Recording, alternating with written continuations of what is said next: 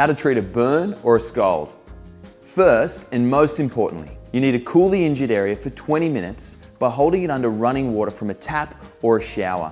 Never apply ice to a burn.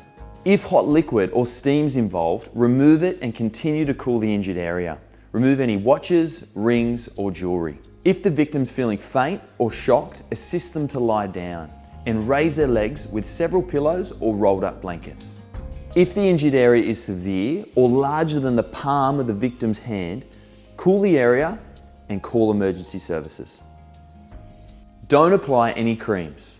Apply a sterile, non-adherent dressing to the burn. Wrap a bandage over it to keep in place. Check the bandage frequently to make sure it's not too tight as swelling occurs. Avoid applying any creams, ointments, or ice.